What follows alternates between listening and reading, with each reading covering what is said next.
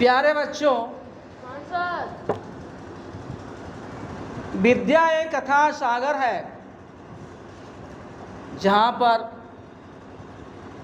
सभी लोग अपनी अपनी क्षमता के अनुसार डुबकी लगाते हैं। जो जितना मेहनत किया करता है वो उतनी गहराई तक जाता है। तो किसी के हाथ में सीप आता है, किसी के हाथ में कंकरीट आता है, किसी के हाथ खाली वापस चला जाता है और कोई मोती ले करके आता है। यह उसकी मेहनत का फल होता है। Yes sir.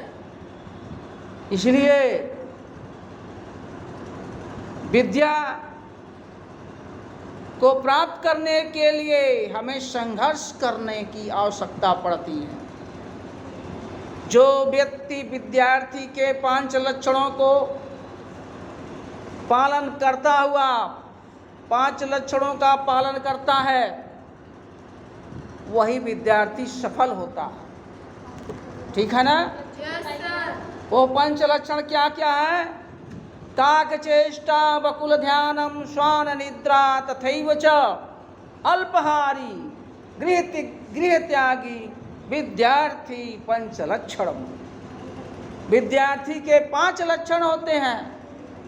काक चेष्टा माने कौवे जैसी चेष्टा होनी चाहिए किसी भी वस्तु को प्राप्त करने के लिए।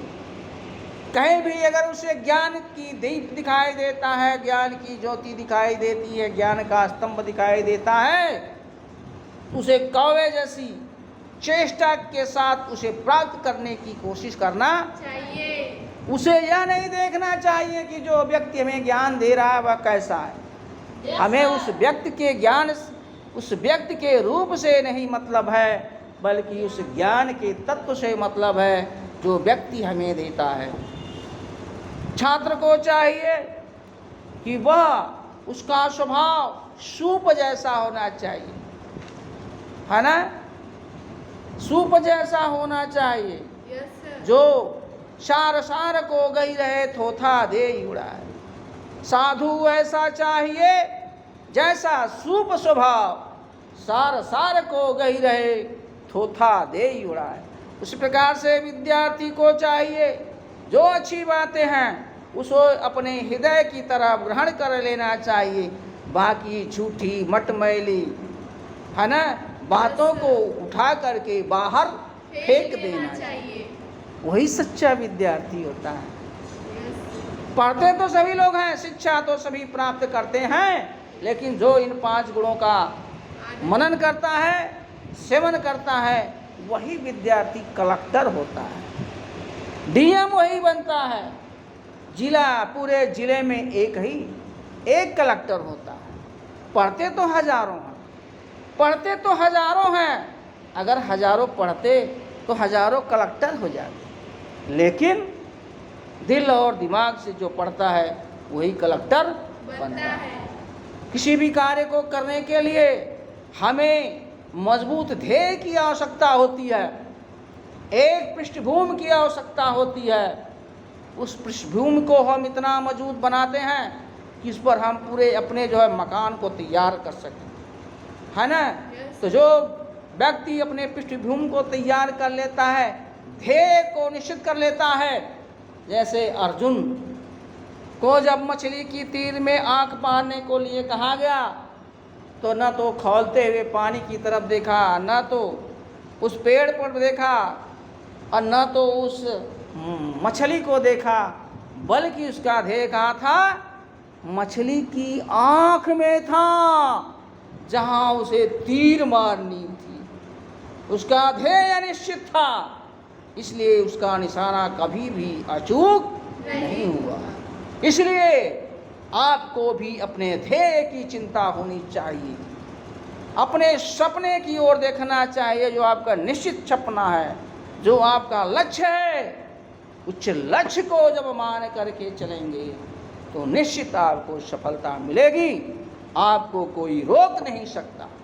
इसलिए आपको सबसे पहले अपना एक टाइम टेबल बनाना चाहिए, दिनचर्या की हमारी कैसी होनी चाहिए। एक निश्चित दिनचर्या बनाइए, एक टाइम टेबल बनाइए, कितने समय उठना है, कितने समय पढ़ना है, कितने समय सोना है, कितने समय अन्य कार्य करना है।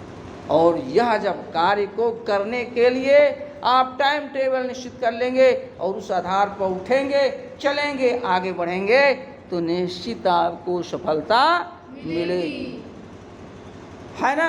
Yes sir. जो भी व्यक्ति मेहनत करता है उसकी मेहनत बेकार नहीं जाती, है ना। Yes sir. करत करत अभ्यास नित जड़मति हो त सुजान, रसरी आवत जात ते सिल पड़त निशान। रसरी में ऐसी ताकत नहीं है जो पत्थर को काट दे, लेकिन वह घसते घसते घसते एक दिन पत्थर को भी काट देती है। इसलिए कहा गया है अभ्यासेन विद्या। विद्या हमें कैसे प्राप्त होती है? अभ्यास से प्राप्त होती है। इसलिए आपको भी अपने लक्ष्य को प्राप्त करने के लिए इन 3 बातों का ध्यान रखना चाहिए। उठो, जागो, चलो। जो इस बात का मनन करेगा निश्चित रूप से उसे सफलता प्राप्त होगी, और मेरा दावा है वह कभी भी फेल नहीं हो सकता, वह फेल कभी नहीं हो सकता। निश्चित रूप से उसे सफलता प्राप्त होगी, जीत आपकी होगी। अगर आपके अंदर संकल्प है, दृढ़ निश्चय है और विश्वास है, तो आप एक दिन सफल जरूर होंगे। धन्यवाद। यस।